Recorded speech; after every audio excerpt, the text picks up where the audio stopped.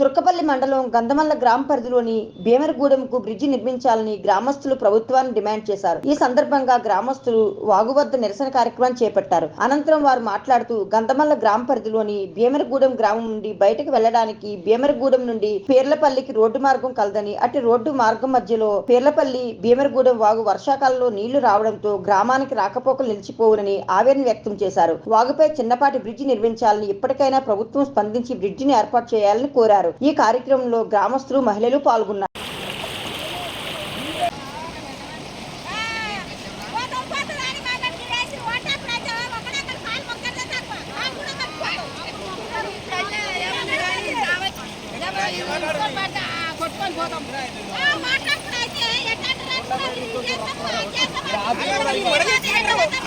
నా పేరు శ్రీశైలం. మాది గంధమల్ల పరిధిలోని భీమరగూడెం విలేజ్, ఆంబేడ్ విలేజ్. మాకు ఎలాంటి ఇబ్బంది అంటే ఇప్పుడు కాళేశ్వరం నీళ్లు అక్కడ ఎమ్మెల్యే సార్ గారు ఇక్కడికి ఇచ్చిపెట్టడం జరిగింది గంధమల్ల చెరువు నింపడం కోసము. ఆ నింపడం వల్ల ఏమైతే మేము ఇంత ముందుకు గత ప్రభుత్వం ఉన్నప్పుడు మా సొంత పైసలతో మా నిధులతోని మేము పైపులు వేసుకున్నాము. ఆ పైపులు వేసుకున్న ఇప్పుడు ఏమైంది, ఆ సార్ వచ్చి నీళ్ళు ఇచ్చిపెట్టడం వల్ల ఈ వాటర్తోని పైపులు కొట్టుకుపోయినాయి. మాకు రాకపోకలకు చాలా ఇబ్బంది కలుగుతుంది. ఇంకొకటి ఏంటంటే రేపు పొద్దున మా ఊర్లో జ్వరం కానీ, ఎవరైనా ఆసుపత్రికి పోవాలని కానీ, ఎవరైనా గర్భిణీ స్త్రీలు కానీ ఉంటే వాళ్ళకి ఇక్కడికి వెళ్ళి అక్కడ పోవడానికి చాలా ఇబ్బంది అవుతుంది. అసలు పోవడం అనేది రావట్లేదు. దీన్ని వెంటనే ఎమ్మెల్యే గారు గమనించి మాకు కావాల్సిన సహాయం చేయాలి. ఎందుకంటే ఇప్పుడు ఇంతకుముందుకు వచ్చిన ఎమ్మెల్యే కూడా చాలాసార్లు అనేక సార్లు తిరిగి మా చెప్పులు అరిగినాయి తప్ప ఇక్కడ ఆమె చేసింది ఏమీ లేదు. మా సొంత పైసలు పెట్టుకొని మేము పైపులు వేసుకున్నాము. దాన్ని కూడా ఇప్పుడు ఉన్న ఎమ్మెల్యే సార్ కూడా దాన్ని నీళ్ళు పెట్టి కొట్టుకుపోయే పరిస్థితికి వచ్చింది.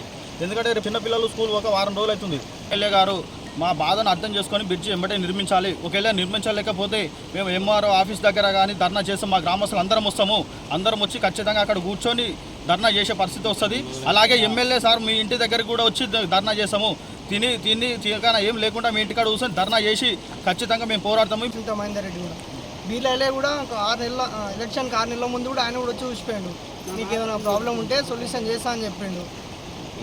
వాటర్ కానీ తగ్గకపోతే మేము ఖచ్చితంగా కాళేశ్వరం ప్రాజెక్ట్ నీళ్ళు ఎక్కడి నుంచి అయితే వస్తాయో అక్కడికి వెళ్ళి ధర్నా చేస్తాం. మేము గేట్లు కూడా ఏది కావాలంటే అది చేస్తాం. మేము దీనికోసం ఖచ్చితంగా మాకు ఇక్కడ పోవడానికి మస్తు ఇబ్బంది ఉన్నది.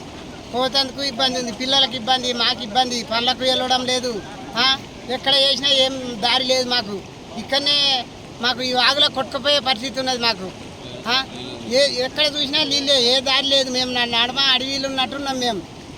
ఎవ్వరు మమ్మల్ని ఏ ఎమ్మెల్యే రాని మమ్మల్ని ఎవ్వరు కానీ ఏది దరి చూపిస్తలేరు. మాకు ఏది లేదు. మాకు మీరైనా బావుల కాడికి బర్ర కాడికి ఎట్లా పోవాలి సార్? మేము గోవుల కాడికి పిల్లల బాడికి మాకు ఓట్లు వేయమని మస్తు వస్తారు. ముసలోళ్ళకు కూడా దాట వస్తలేదు.